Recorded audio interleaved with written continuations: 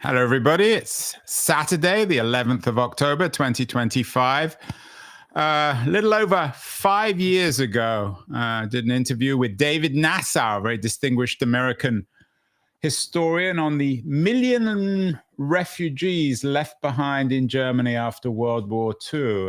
It was an interview about his remarkable book, The Last Million, Europe's Displaced Persons from World War to Cold War.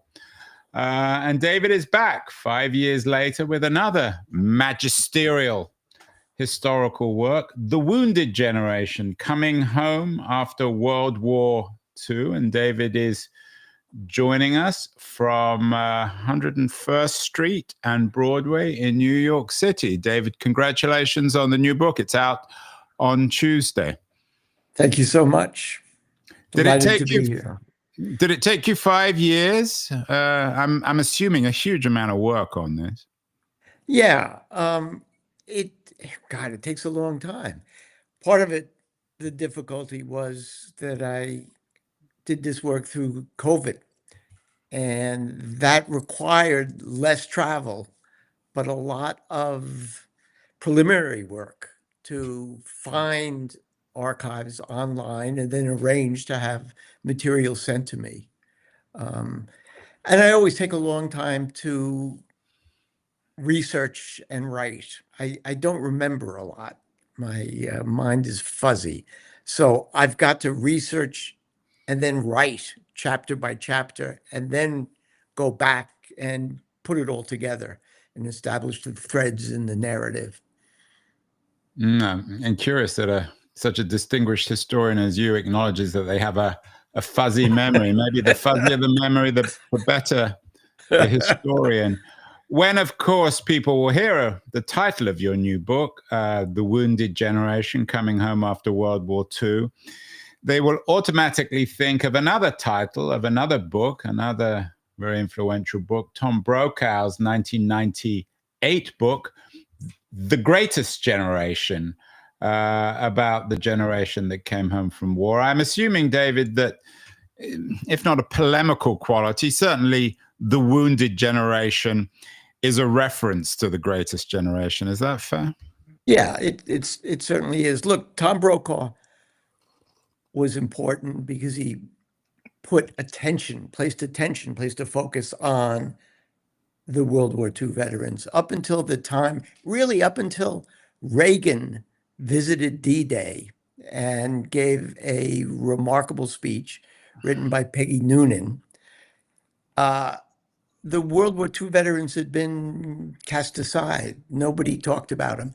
And in large part because they didn't talk about themselves. One of the things I learned in doing the research for this book was that the World War II veterans, on returning home, had little to say to family, friends, reporters about their experience during the war and after the war. They had become a forgotten generation of soldiers, of servicemen, until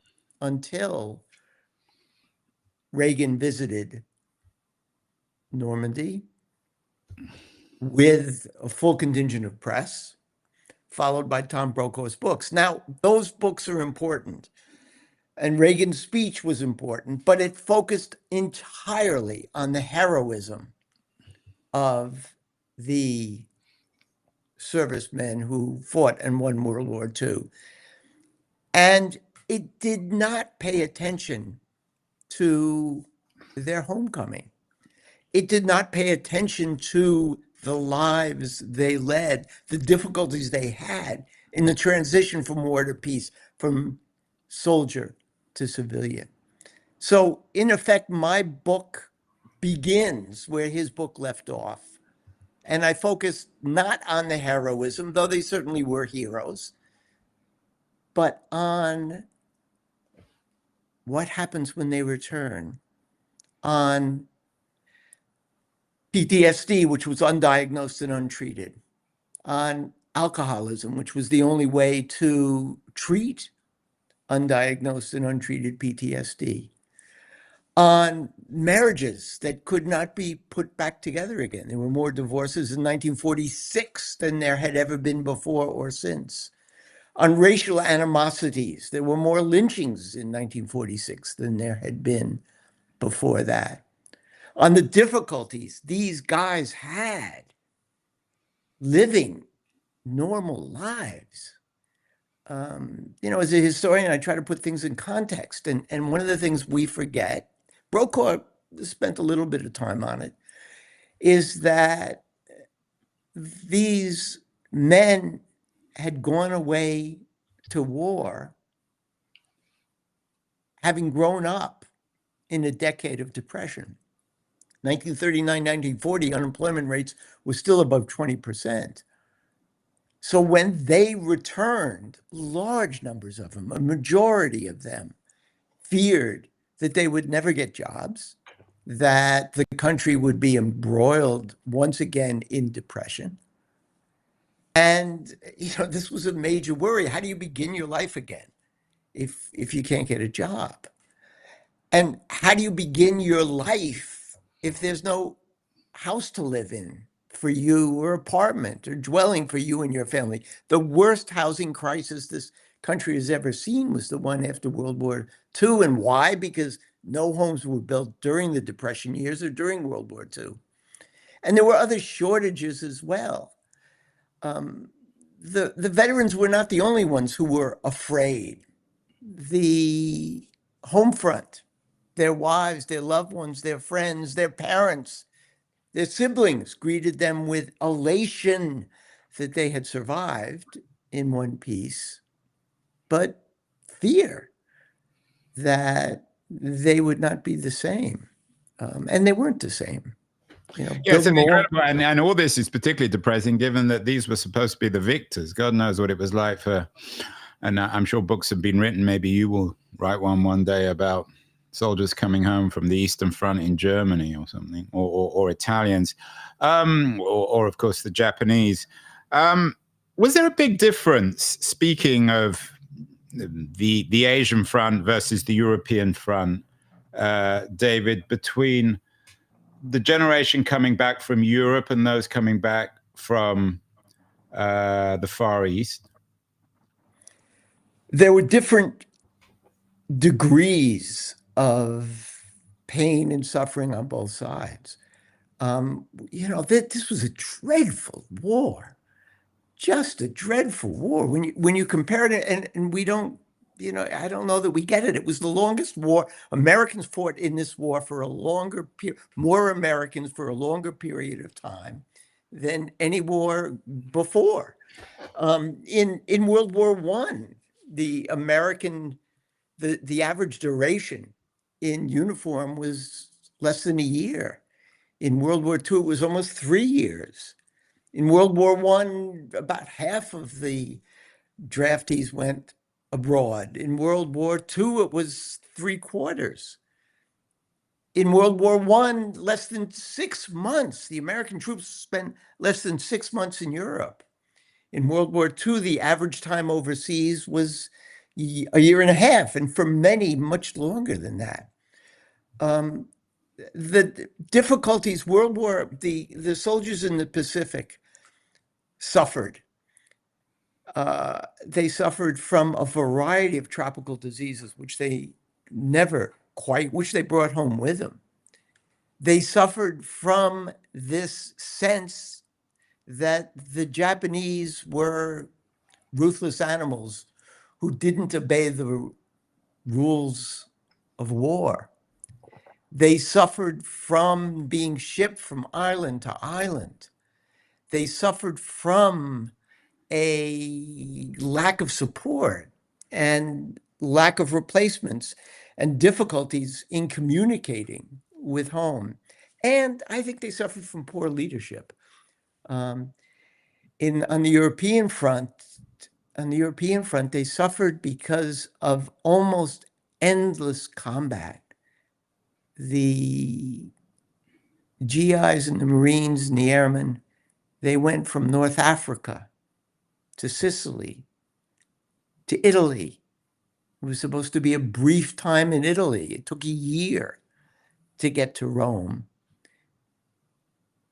Those who crossed the Channel on D-Day, everyone expected the war would soon be over after the successful landing. Well, it wasn't.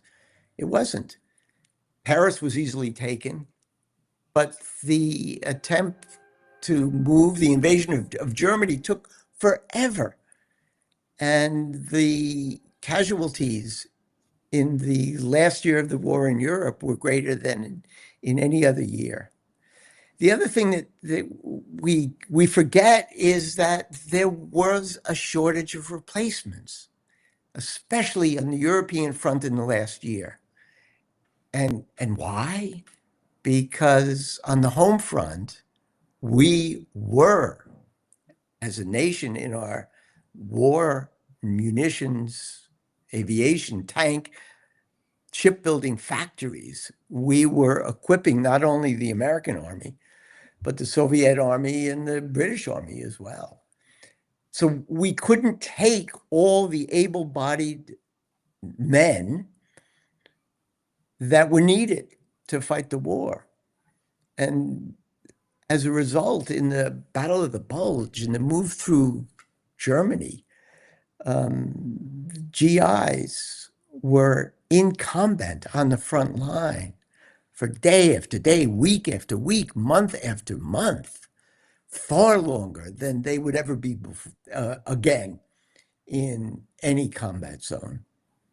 What are the numbers? I know that the numbers of the 16 million who went to war, 670,000 servicemen and women, 565 in the army alone. Is that accurate? I know that was one of the numbers put in a review. Yeah, well, those are the wounded. Those are the wounded, and the wounded were extraordinary. Again, much, much less than the Germans or the Soviets. But an extraordinary number. The deaths were over 400,000. And again, that was much less than our adversaries or our allies. Medical science, military medical science, had improved to the point where Marines and GIs and airmen who would have died in World War I survived. David, I mean, I'm not sure whether these comparisons are appropriate, but given that the experience for Europeans in World War I was so much, I mean, I don't know if it was more horrendous, certainly equally horrendous, did that make the American experience in World War II, given that they entered the First World War relatively late and the numbers were much smaller, did that make this wounded generation and this experience more dramatic? Yes, I think it certainly did. It certainly did. You know, President Roosevelt and the War Department had a very difficult balancing act. They wanted Americans to know that we would win this war eventually, but they didn't want Americans to get impatient or say, bring the troops home, let's have a negotiated peace. So over a period of time, as the war ground on, and as that peace, that unconditional surrender that Roosevelt and Churchill demanded, didn't come about, it was necessary to bring to the home front the stories, the horrendous stories of what was going on in the trenches in Europe and what was going on in the Pacific. So the drama, the sense that, wow, we would just sweep everybody away. Certainly after the first couple, I mean, we suffered defeats immediately from Pearl Harbor for the next, period of months. But the American people and the soldiers expected that the war would be over sooner than it was. And the the heartbreak at home and abroad when that didn't happen was something that hadn't occurred in World War One. We also did a show a few years ago with Matthew Delmont. I'm sure you're familiar with his book, Half American, the epic story of African Americans fighting World War II at home and abroad. How did the experience of African Americans fighting in the Second World War, how did it differ from the experience of white Americans? It was extraordinarily different. I think under 10% of the armed forces were African Americans. They were barred from combat until the very end, until the very end. They were barred from combat because it was the War Department's sense, Secretary Stimson's sense, Secretary of the Navy Knox's sense that African Americans wouldn't be good soldiers. So they, instead of being on the front Sorry to line, jump in here, David. Good meaning brave or loyal or efficient? brave, all of the above. Effective was the term that was used. Quite a euphemism, right? Yeah, yeah. So the African American soldiers, without them, the war could not have been won. They built the bridges. They unloaded the cargo. They fed and cared for the troops. They were the medics. They cleaned up the bodies. They took care of the wounded. They transported munitions and soldiers back and forth. They cooked and fed and cleaned up for the combat soldiers. And at the end, they fought. And they fought dramatically and they fought well. When they came home, I've got a photograph from Life magazine, extraordinary photograph, that was published in June of 1944, I believe. And it was after the liberation of France, maybe later than that, after the liberation of France. And in Life magazine, there's a full page photograph of a Black soldier dancing with a white woman.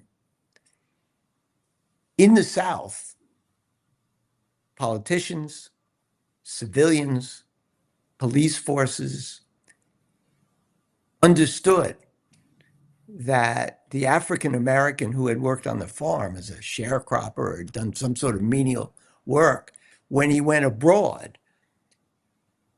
wearing the uniform of his country and living among people who did not practice Jim Crow, who did not believe in white supremacy, when those African Americans came back, they were going to demand changes. So the White South prepared preemptively, and they prepared to meet any attempts at upsetting Jim Crow or of soldiers, veterans registering to vote or sitting in the front of the bus or not getting off the sidewalks. They were prepared to meet that with violence, and they did meet that with violence. When the GI Bill was written and passed in June of 1944, in order to get the support of Southern Democrats and Midwestern Republicans for what looked like an extension of the New Deal, using federal money to give to individuals, the only way to get the support of the Southerners and the Midwestern Republicans was to guarantee that local officials and authorities would decide who was going to get the money. The federal government would dispense the money through the VA, but it was local officials who would decide who'd get it. So in my book, again, focusing on the post-war period, I look at what happened to the Black GIs who came back. The GI Bill offered free tuition, free college tuition. But in the South, state colleges and universities were segregated by law. And the historically Black colleges in the South were already oversubscribed. They couldn't give places to the Black veterans. If you didn't get into college or university, you weren't going to be able to, take advantage of free tuition and living expenses. There was special unemployment insurance through the GI that white veterans used, but the Black veterans were told, go back to you can take your old job as a sharecropper. And if you don't take it, you're not going to get unemployment insurance. I know one of the characters one of the distinguished Americans you cover in the book is Harry Belafonte. Tell us his story, how he both conforms to your narrative and perhaps in a way was exceptional. Yeah, Harry Belafonte was in the Navy, and he came home from the war, and the only work he could find was as a janitor's assistant. And this is a Black man, right? From where? This is a Black from? man. Yes, this is a man from the Caribbean. He comes back, and the only job he can find again is as a janitor's assistant. He helps someone in the building. I don't remember exactly what he does. And as a tip, she gives him tickets to the theater. He goes to the theater for the first time ever and is just amazed. He looks around and she tells him, well, why don't you try to get lessons, go to the drama guild, go here, go there.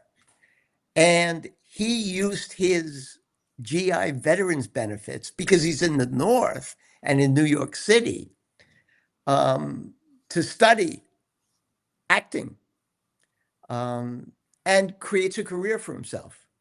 And he wasn't the only one. John Coltrane uses his veterans benefits to improve on his, jazz improvisation and composition.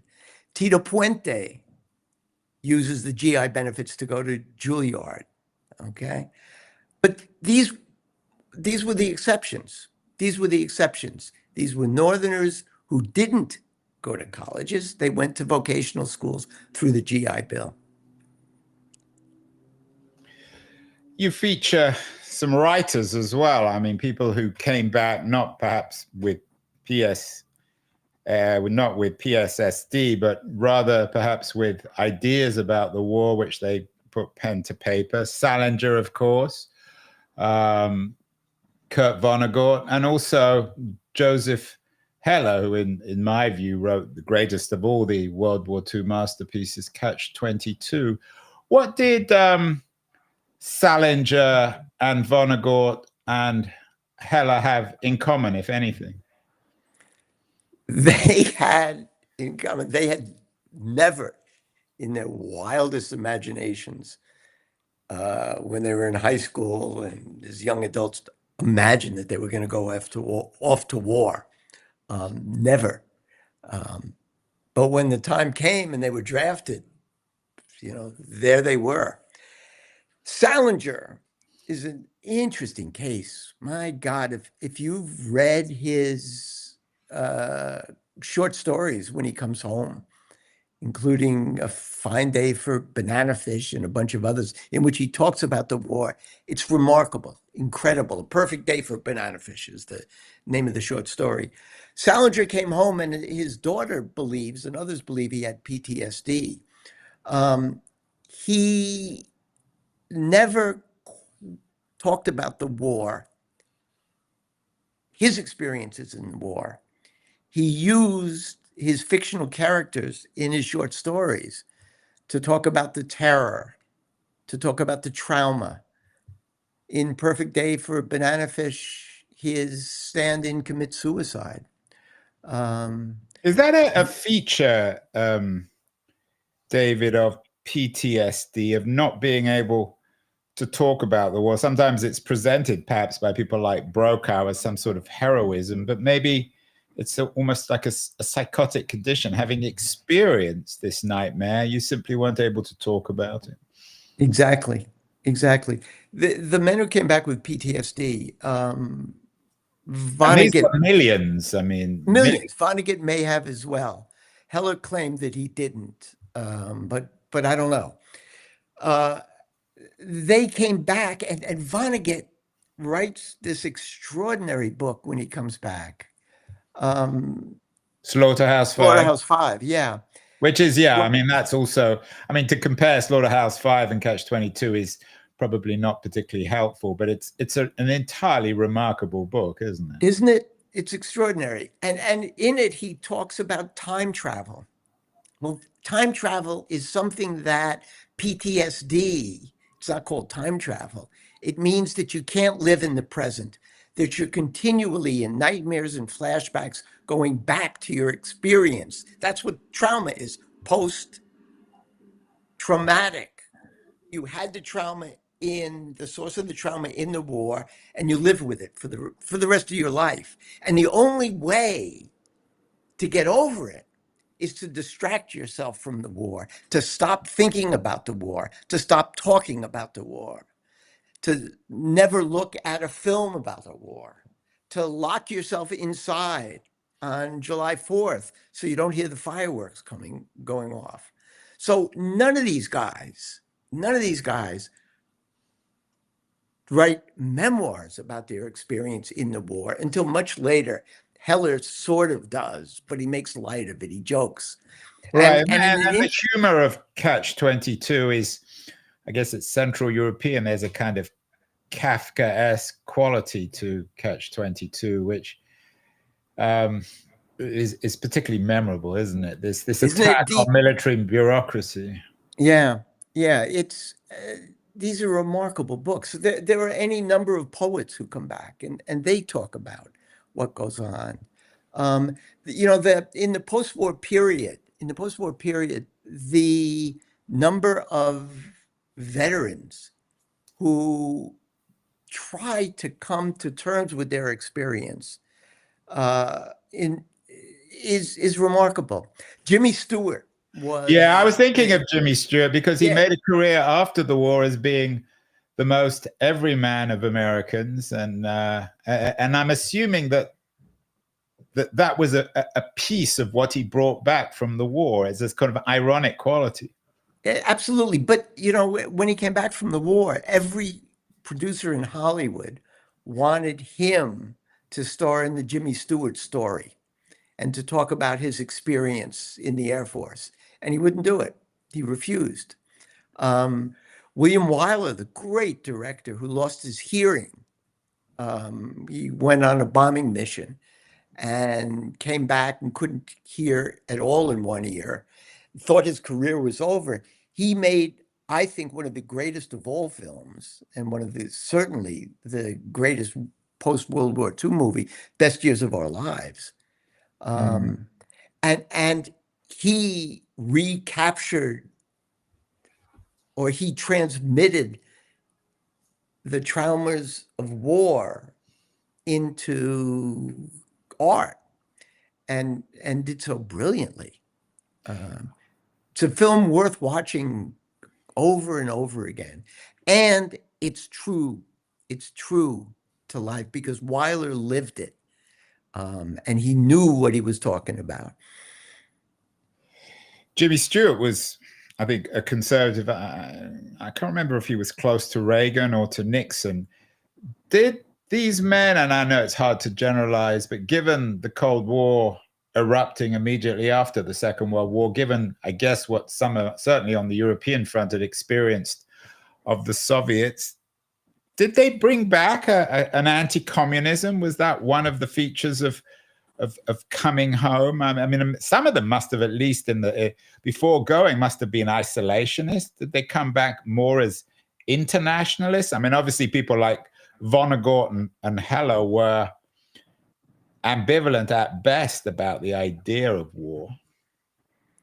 They, you know, what's interesting, what was interesting to me was, you know, we historians, you know, blame my cult for this.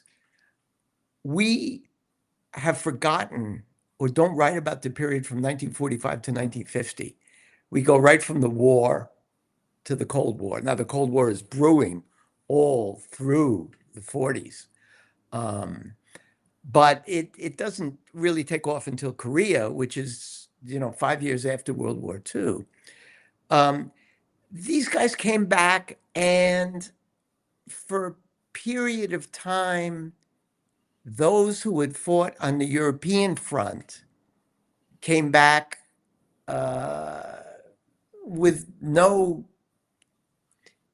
ill notions or dark thoughts about the Soviets, because they knew what the Soviet soldiers had gone through and that they had helped to win the war. It was only later that they began to shift and to change their minds. But most of them came back and they were concerned with the everyday lives of veterans and Americans.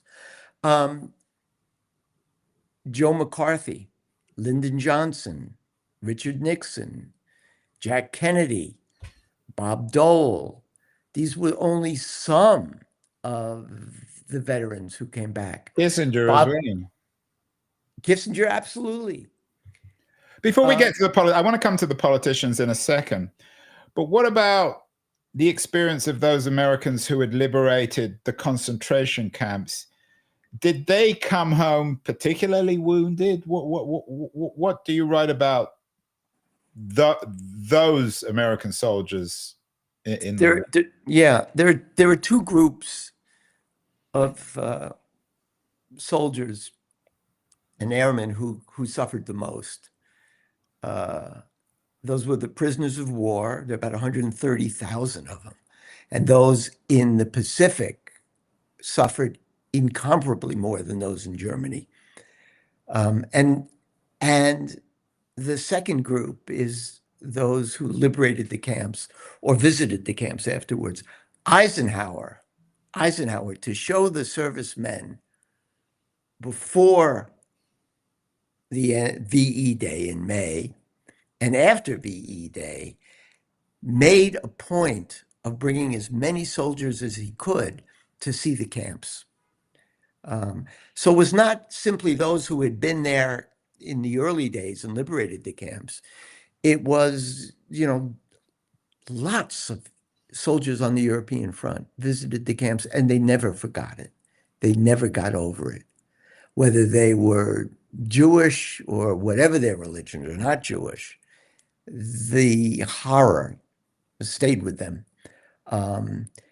And the horror of those in the concentration camps, the incidents of PTSD and alcoholism and suicide among those who were in the POW camps was incredible.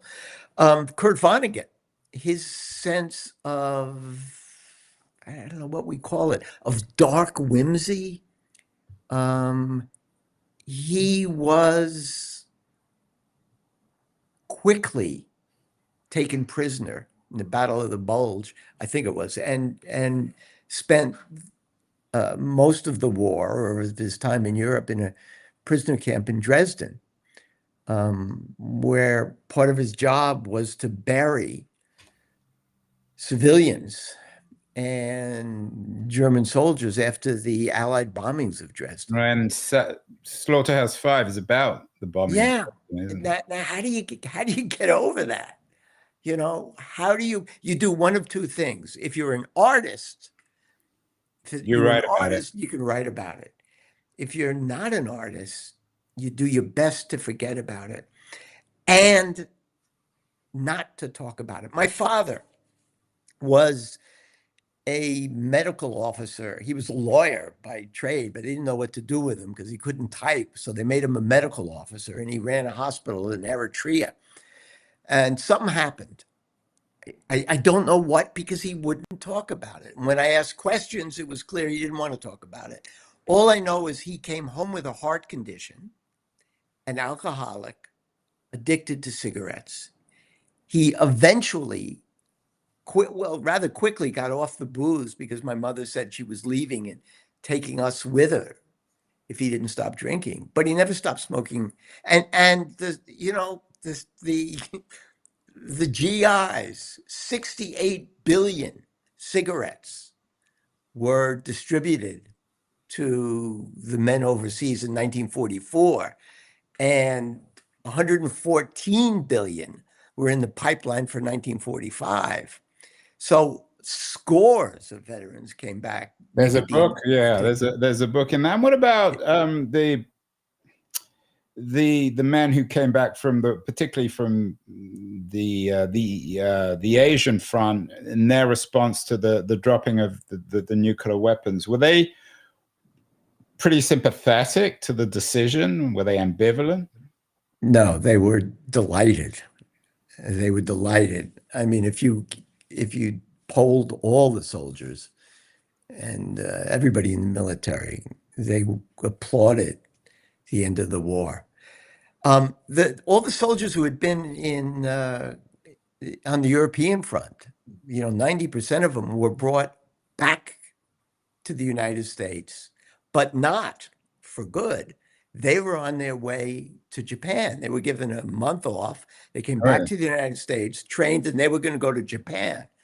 And the Special reward, exhilaration right? when the war was over. For those in the Pacific, it was the same. Nobody wanted to invade Japan. And it was assumed that the only way to end the war was an invasion. So they Years later, some would change their minds, but at the time, there was almost universal applause for the bombing of Hiroshima and Nagasaki and the end of the war. You noted, you talked about some politicians, Nixon, JFK, Bob Dole. Is JFK's experience unusual? I mean, it's glamorous. I think it was made into a Hollywood movie. It made his reputation. He certainly was a remarkable hero. Do you think he came back wounded mentally from the war? I think he came back wounded mentally and physically. I mean, he was clearly physically, that's He, clear. he came back from the war and he didn't quite know what to do with himself. And eventually he ran for office, in part because his older brother, who was going to be the first Catholic president, had died in battle. Joe Kennedy Jr. had been in a plane that was loaded with explosives and took off from England, and he was supposed to parachute out of the plane after directing it Right, it into was a about as German close site. to a suicide mission as you can get. Oh, God. So Jack finally decided, well, why not? My grandfather was a congressman. My father was, wanted to run for office but couldn't for a bunch of reasons. I'm going to run for office. And he was a terrible congressman. I mean, he did very little, with the exception of lobbying, speaking out for veterans and veterans housing. He devoted himself to getting housing subsidies to build houses. The GI Bill guaranteed mortgages, but you had to get a mortgage, buy a house, and there simply was such a shortage. And Kennedy fought like hell to get those subsidies and houses built for the veterans. He was joined in that by Javits, a Republican Jew. The Republican Jew and the Democratic Catholic banded together to fight, for veterans housing. They were both veterans. Can one make generalizations about politically such disparate characters as JFK, Bob Dole, Henry Kissinger, Richard Nixon? Were they somehow tied together, David, as No. veterans? No. When the war was over, there was much fear and among the political classes that the veterans were going to vote as a bloc, and they were either going to take the country to the far left or the far right. And And, the established political parties didn't know what to do. They also knew that they needed veterans to run for office. They recruited Nixon. Nixon had no idea going into politics. But he was a handsome guy. He was a Navy veteran. They grabbed him, brought him back to California to run for office. But the veterans' vote never materialized.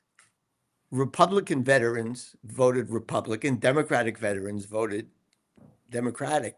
The only unifying theme here was housing. Nixon sort of kept quiet about it. Gerald Ford was in favor of it. The only veteran who was against special government subsidies for housing was Joe McCarthy. Joe McCarthy said, "Let the private sector build houses. We don't need any government interference." Boy, was he wrong. Yeah, I'm thinking out loud. I mean, who was the first American president? Was it? It must have been was LBJ? He wasn't on the front. No, but LBJ. He was the first. American... There's great debate about whether he was ever in danger. He was part of the effort. He went. Why wasn't he? He joined, and he went on bombing missions for a brief period of time, and then President Roosevelt called back all of the congressmen and senators who had joined the armed forces and said, you got one choice or another. You can't hold your seat and go off to war. So Johnson was very happy to come back. Henry Cabot Lodge Jr. And a bunch of others resigned their seats in Congress and the Senate to fight in the war. And they did that as patriotic Americans, but also because they knew that it was going to be much easier to get reelected if they could say, "I spent the war years in uniform." Yeah, and Johnson was able to say that. Yeah, again, thinking out loud, I mean, obviously there's Carter, but Reagan represents a break in the sense that he wasn't in the war, but he was a Hollywood actor who I'm sure in movies where he appeared to be in the war. Yeah, he appeared to be in the war. And, Jimmy Stewart later became friendly with him. Jimmy Stewart and Henry Fonda. Stewart was close to Reagan. Yeah, when the war was over, Jimmy Stewart and Henry Fonda, who had both been in the war and in battle, came back, and Jimmy Stewart moved into the kids' house where Jane Fonda and Peter Fonda had lived. And he stayed there for about 6 months. And Fonda and Jimmy Stewart spent their time making model airplanes and flying them to get over the shock of war. They were scared to death that people like Reagan and Dana Andrews, and there were a bunch of others, were going to take over their leading men roles, and they weren't happy about it. Stewart later, changed his mind about Reagan.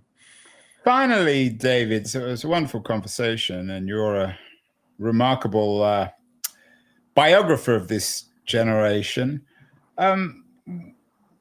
What would you like your book to teach Gen Zers? They talk about being the anxious generation. The idea of being wounded now amongst many Gen Zers is taken in psychological terms, in terms of how their parents treat them, how society has treated them. Would you like your book to be a kind of wake-up call, or in a sense, are you suggesting that every generation is wounded one way or the other? It may be true that every generation is wounded one way or another, but not the way this generation was wounded. And what I would like it to take away is the same message from the last million. And that is that wars do not end with peace treaties. Wars do not end when the soldiers come home. And when we look at wars, when we look at conflicts, when we look at battles, whether they're in Gaza or in the Ukraine or in Africa, we've got to understand the harm, the lasting harm that is done to generations of soldiers and generations of civilians. And that's a lesson that we have to learn. Well, it's a fascinating conversation. A remarkable book, remarkable historian. It's out on Tuesday. The Wounded Generation, Coming Home After World War II. You're working on another project, David? You got another book in you? No, I'm gonna take time off or retire from writing. It's hard work. It's wounding, is it? It is wounding, yes. Maybe heroic as well, but wounding is the